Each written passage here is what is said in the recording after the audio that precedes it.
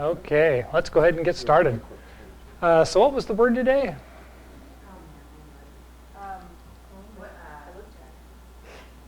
Okay, we're grade 2. I do Promises? Promises? So there's a couple reasons why we use that term this time of year. And one of them is a reminder that when we got started on this, there was a lot of, wow, I hope this does this for me, or I'm hoping this will do this, or I will get something from this. And the more we do it, the more we realize, well, it really is all about our life and all about and how we apply things, and not really that they're going to get some gift because I'm doing this prayer every day. But in order to get started, we kind of have to be given the carrot, and we have to kind of have a reason to keep trying when nothing happens, until the point we realize this is why it's happening. It's not because I'm doing this thing, it's because I'm applying myself in this open and clean and free way. And so then the other way that we're looking at that this time of year is it's time to let go of everything and start off anew, right? And so this time of year we kind of try to forget all the bad things that happened in the year. And so when we go into the new year and we try it again, it could work this time, right? Now, obviously, there's some things like don't walk into the street when there's traffic. That's never going to fail. You really got to remember that one, right? However, some of the other things that happened throughout the year that didn't work last year could work this year. I tried running last year. It didn't work out. This year, it could work out. So you got to be able to let go of a lot of stuff this time of year. Right? We do our New Year's resolution. We do our forgive and forget practices. We see the old man walk out as the new baby is born in, right? So there's all these characters that we've brought into our own society now that we kind of look at and go, oh, well, it's a new year. Huh.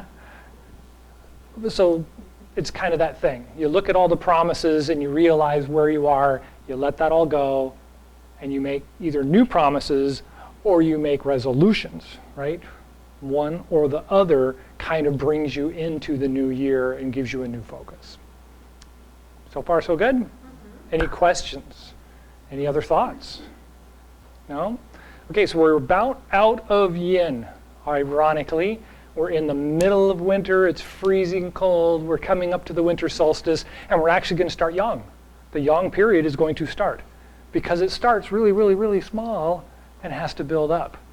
But it becomes very apparent very quick. And this is one of those really, really funny things. When something's a little bit cold, you don't notice. But when something's a little bit warm, you notice it right away, right? And so that's yin and yang. When it's a little yin out, you don't really notice it. When it's a lot yin out, you finally notice it. But when it's a little bit yang out, you notice it right away. And you get that build up into just it's all yang, and everything's just going mad. And so we're going to start seeing that. Come the middle of January, when we break into the new year, it actually starts happening right after the solstice. But we kind of go into that, it starts changing, and we start noticing the change, and the change speeds up right away. So the reason why it speeds up, my wife and I just had this discussion this morning. We talked about it in the Chi Gung class on Saturday with my instructor. A lot of us look at the seasons as being very constant, right? We've got this constant change into the summer and then down into the fall and then hitting winter and coming again. And that's because we see things on a clock. We watch the second hand go around and we think that everything is constant. But there's a center of time in the summer when the sun stops moving for about 10 days. That's basically one whole chi node, 2 weeks. The sun just stops moving. And the same thing happens in the wintertime, right? We get to the longest day and it just kind of freezes and it stays there for 10 days. We don't have any movement. But in the fall and in the spring, there's this constant, fast-paced movement. The sun is all of a sudden is coming up more and sooner and longer, and it's rapid change. If you look at the Farmer's Almanac, which is a great tool for just the basic life functions, and you look at the sunrise and sunset periods, there are drastic changes all through the spring and drastic changes all through the winter, or all through the fall. But in the summer and in the winter, it slows to a crawl. In the summer, it's great because it's nice, it's warm, and you're getting out and you're doing things and everything feels great. In the wintertime, it's like, when's the cold going to be done, and you're just kind of stuck. So these two periods are really those periods of settle down, focus, get things done in the summer, and heal things and or work through things internally in the winter. Where the spring, which is coming, will be all this transition and growing and focusing and realization and all that kind of stuff all really happens. And in the fall, it's all the clearing and settling and prepping and all that kind of stuff. So those are big transition periods. So right now we are actually going through this really, really slow period, and that's okay, right? It's cold out, we're thinking a lot of stuff is happening internally with us, our emotions and all that kind of stuff all kind of get clarified and thinned out, and we can kind of go, we really need to work on that, and just plan. Don't do it, just plan on it. Okay, how about that? Any thoughts on that? Yeah, No? it's like a pendulum. In my physics class, that's what they were saying, and I like it very much because the pendulum, when it goes up, it stops. Stops. When it goes up, it stops. It also is We are in slowing one of those. down. We are in one, and in the middle, this is the fall and spring goes very fast. It's got this constant speed, Yeah. 32 seconds per second, right? So it's the pendulum is a great example, as a matter of fact, and thank you for bringing that up, because when we really look at it, it looks like the pendulum is constant. It's just going, talk, talk, talk, talk, talk. But if you really pay attention in physics, it's speeding up and then it's starting to slow down and it's stopping. And it's speeding up and then it's starting to slow down and it's stopping. So it's not really constant. It's perceived as being constant. So think about that a little bit and see if it applies to all kinds of things, because it really does apply, from my point of view, to everything. Okay, so thank you for that. Any other thoughts on that? Okay, so we are moving from this very quiet and still time, and we're going to start moving again. And so what we want to look at is, well, what is moving and what does it do for us, and why should we move in a certain way? You guys walked backwards on the way here. What is that doing for you? What does that make you think of? I can't see where I'm Why'd you do going. it? Just we were walking down the hallway. Greg turned around and started walking. Oh yeah, we're supposed to Maybe a bit easier. Just, Uh-huh. just a bit. But It does. He did It this does. on our start. I did that. Good. Yeah, yeah. Stairs are important. So oddly enough, that has to do with some really big dynamics. Is this walking backwards thing has a lot to do with the way our bodies connect and all that kind of stuff. And so we're not going to go over that because it's a really, really big discussion. And so let's pare this down to something really, really, really simple, right? Does anybody understand what reflexology is? Massage therapies, things like that. So there's all the pressure points for all of the organs and all of the energy centers in the body are centralized in the hands, the feet, the ears, and the belly button. And so in reflexology, half the time they're working on you, they're focusing on your hands and your feet, because they are direct reflectors of how you're doing inside, including the spine, the bones, the hips, the joints, all that kind of stuff is all reflective in those things. And so when we walk, if you think about that, all of those things connect to everything in my body, and I'm walking like this, how are you going to feel, right? How's that going to make your body feel? Right? That could be really hard after a while. I mean, think about riding on a roller coaster and what that does to you, right? So one of the things that we talk about in Tai Chi, which is kind of where this class is supposed to lead us, from going from Chi Gung into Tai Chi. So by summer, we should actually be doing Tai Chi moves and studying the movement of the body and all that kind of stuff, is that we need to see how is it built? How does it start? And this is the time of year to kind of prepare the foundation ground, understand how the lay of the land works so that we can dig the soil and plant this foundation to build on in the spring. And so let's take a look at the feet, because that's our primary contact with the earth all the time, and we're always walking on it, right? We're always walking on it.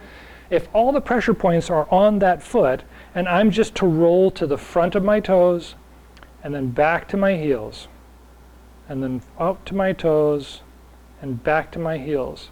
If you're really feeling it, you can tell that there's this layer of meat and viscous material down there that the bones are rolling forward, and then they're rolling back. And it's kind of squishy, right? You get that kind of squishy rolling forward and rolling back feeling. So how about rolling out and rolling in? Right? If you're nice and slow, you can kind of feel things moving nice and easy in and out, and they're rolling back and forth. So now we're going to go from the inside, so roll your feet to the inside, roll back to the heels, roll out to the outsides of the feet, roll forward to the toes, come across the toes to the inside edge, and then back to the heels, out, forward, in, and back. Good. Now let's try and reverse that. So start on the inside of the feet and come out to the toes, roll out to the outside edge, and roll back to the heels, roll to the inside, and back out to the front. Good. Looks like everybody's got it okay.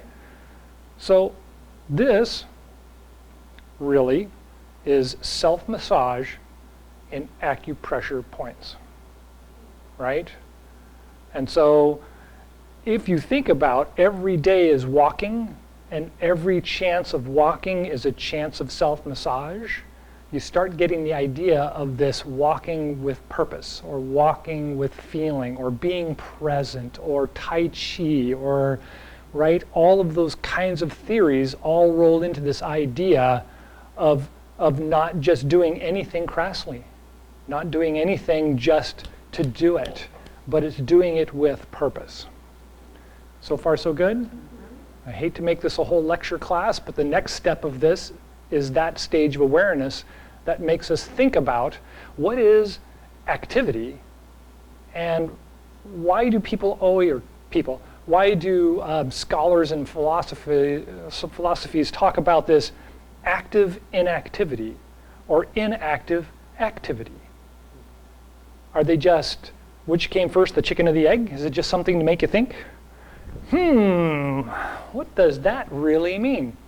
Or is there some deeper understanding, right? Is there some deeper purpose in the why they say it all the time, really. I mean, when you get into those philosophies, Zen, Taoism, Buddhism, Hinduism, there's a lot of this idea that we want to be both active in our inactivity and we want to be inactive in our activity. So I got this, there was a great show on the weekend, I cannot remember the name of it, I'm sorry. But one of the things that they talk about was that everybody that does a job should have purpose in that job. So if I'm making something and it's a widget and nobody's going to care about this widget somewhere down the road, why should I care about making that widget? Does that make sense? But if I actually put all my purpose and intention into making that widget, and it's the best widget that's ever made, nobody has to worry about it when the widget's doing its job, because it will be the perfect widget, right? And so you get that whole concept when you see somebody that does, beautiful pottery. Wow, that's a beautiful pot. How did you make that? And then they point to the shelf and there's like 500 of them, and it's like, it's the same pot. It's exactly the same pot. Mine would all be different, because something would be slightly wrong with it, or something would slip, or something would be. But their purpose in being, their purpose in doing is so engaged in it that it always comes out the same. It's always perfect. And so that kind of strikes me as that whole, How are they doing it? Are they having to focus so intently at it that when they do it, it's perfect? Or are they so disengaged from it and it's just all this natural energy of not being and doing it that makes it perfect? Anybody? Yeah, so a big part of our life should be that we are very engaged in being, but not so engaged in doing, right? If we've got to go do something and we can do that thing and it's a repetitious thing and we're dreading the fact that we've got to do that every day, we're not going to engage very well. We're not going to be very happy with it, and the job that we're doing is not going to mean anything. It's going to just kind of come apart at the seams, as they say. But if we have that sense of just, I know how to do this, and I can do this, and I don't really have to think about it, can I do it as well? And I hate to just jump off the track with this, but imagine a farmer who's plowing a field, right? And he's got to plow furrows, in 40 acres or a hectare. He's got to go out and he's got to plow the field over and over and over and over and over. But if he just knows that moment of being and he just walks in harmony with the animal and the plow and he does every one of them, time passes in this pleasant state of being. And then the field is plowed. Right? So that is inactive activity. I have an activity, but I'm not so engaged in it that it's driving me mad because it's just another furrow, right? I'm engaged in the moment of following the plow and being in the moment, turning at the end and coming back again, and not being so overly engaged that's driving me nuts, right? So I can be inactive, right? The brain is not having to be so engaged, and yet the activity is happening, and I'm doing it, right? I'm following along, I'm in it. So it's inactive activity. Try and think about that. Try and find out the things that you do every day and think about how you engage in them and see if you can not disengage from it, but not be so engaged in it that you're overwhelming yourself. Be more kind of outside of it and allowing it to happen and allowing it to be there, and then just take yourself into it and being more present with it. That leads us to walking, right? How do we walk? Everybody knows how we walk, right? Right? Think about it. That's how we walk. If we watch people walk, it's just falling forward and trying to keep from hitting the ground. And that's how we walk. And so we want to be engaged. We want to find that engagement of every step. And we just talked about we're rolling the foot front to back. When I step forward, I want to engage the heel. I want to roll to the middle of the foot and come up to the toes with each step.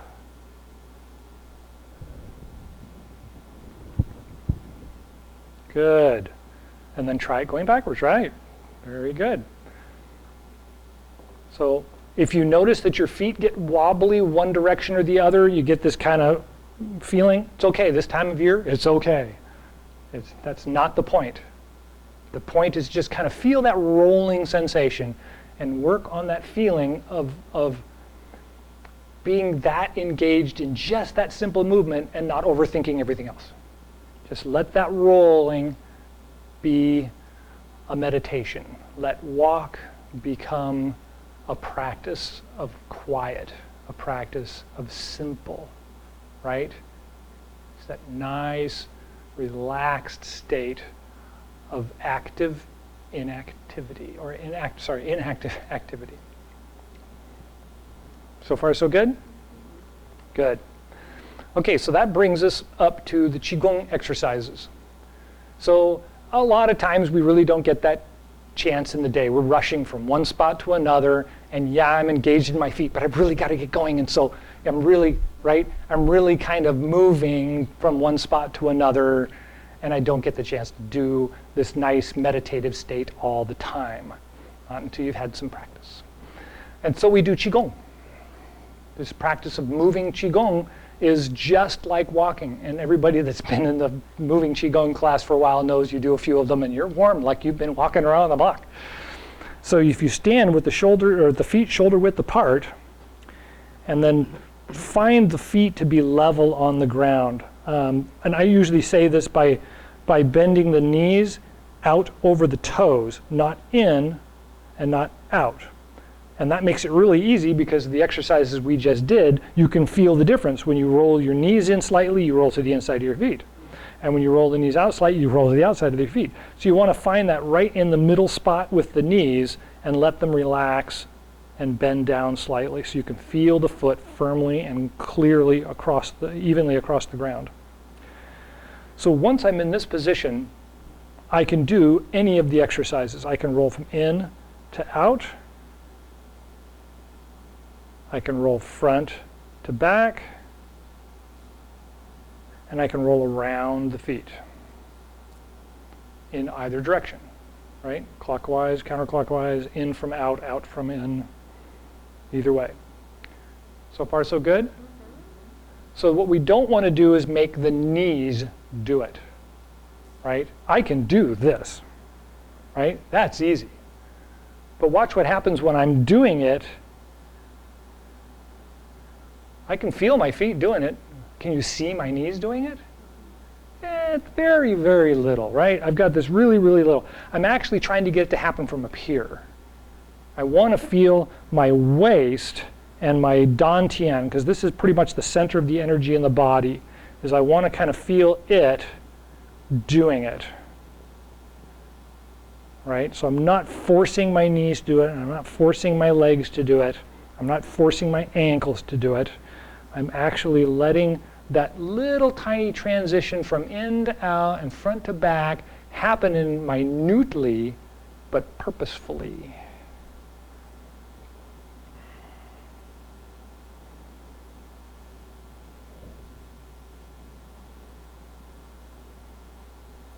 Good.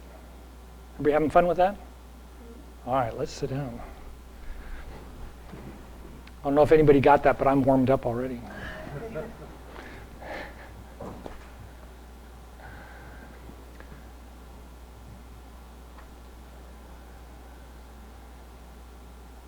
All right. So we're just going to do a real short session because I've lectured through pretty much the whole class, but we'll be missing for 2 weeks. We won't be back until January the 9th, and then we'll start basically yang. We'll pretty much start right off with moving again, and we'll do just a little bit of the quiet gong. Other than that, if you have a chance to practice this over the break, all the tapes will be up, of course. Everything's been recorded, so you can always go up to YouTube and review. Email me. I'm available for the whole 2 weeks. I'm not going anywhere. We can have discussions, instruction. We can do private sessions for anybody that might want a private session. And so we'll be available for that. All right, so let's go ahead and relax the body. Lift up the head from the top. Tuck in the chin slightly. Feel the feet against the ground. Grip ground with the toes slightly or lightly. Feel the breath become long and smooth.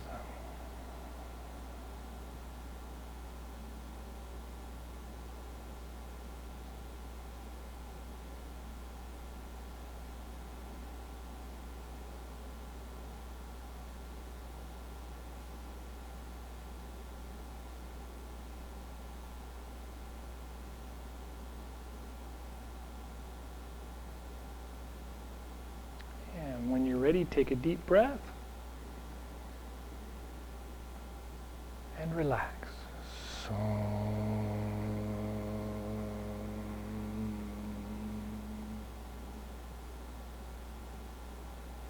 2.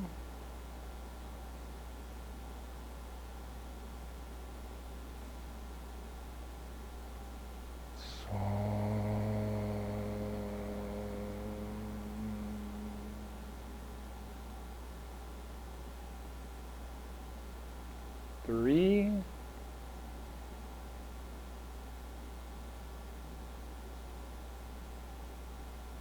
So.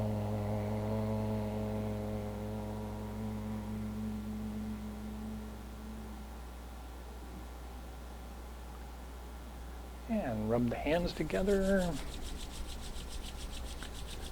And wash the face with 2 hands.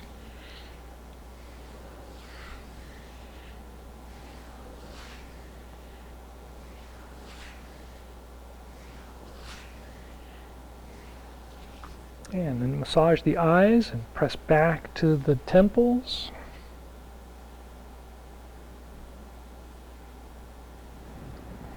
And comb the hair with the fingertips.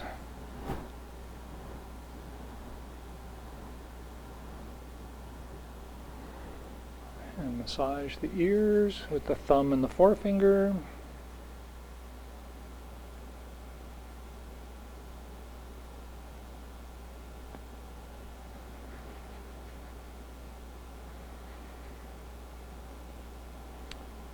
And then massage the back of the neck with the fingertips.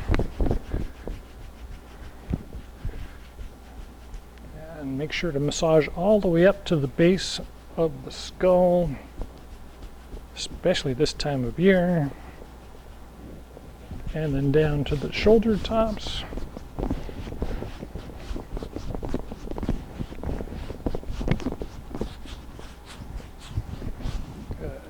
Massage the hands together again, and massage the lower back.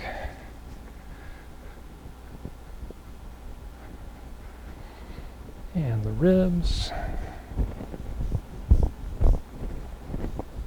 And then down the arms. And down the legs. And the outside of the legs. Good. All right. Let's go ahead and stand for the closing exercise. Before we close, is there any questions on the quiet gong? We kind of skipped a couple of things. Everybody probably noticed that. But it felt okay? Mm-hmm. Okay. All right. Let's go ahead and start in the standing position.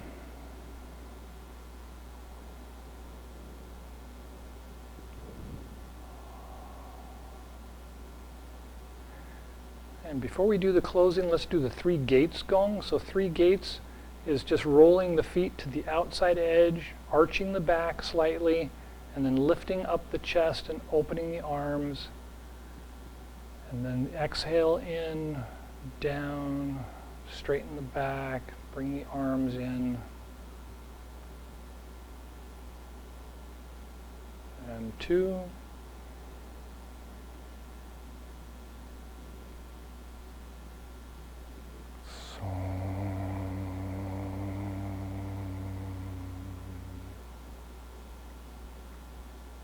Three.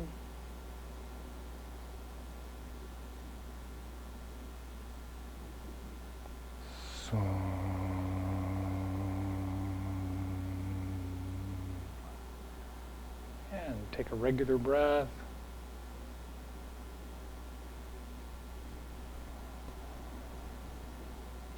And when you're ready, palms out, inhale, rise up. Gathering the universal chi. Draw it down to the top of the head, the Bai Hui point. And take a breath at the heart and lungs. And then guide it down to the back, or through the back to the Dan Tian and Ming Men. And take a breath there. And down the legs to the bubbling spring points at the bottoms of the feet. Take a breath there.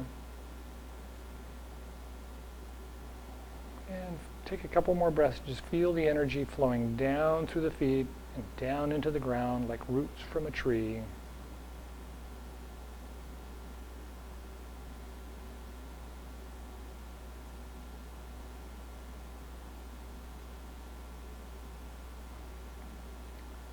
When you're ready, palms out. Inhale, rise up.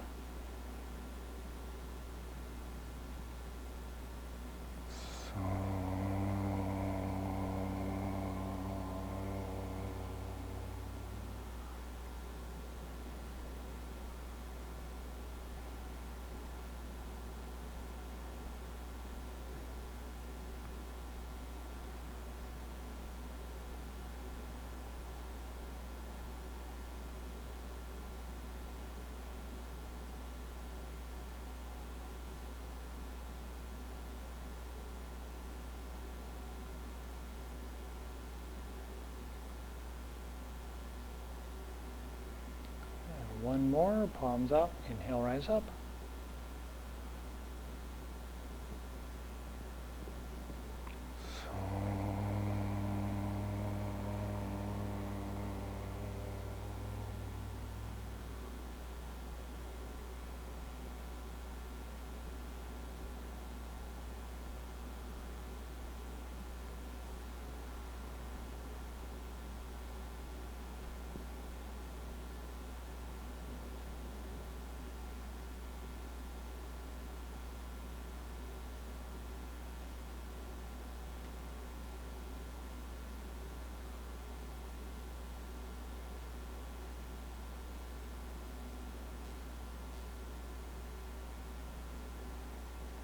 Bring the hands to the Dantian. Take a couple of breaths and feel the energy filling up the belly, filling up the Dantian, nurturing the little flame that's there.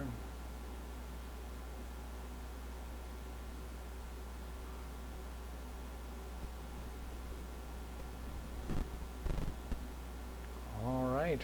Any last thoughts or questions? Thank you all for coming.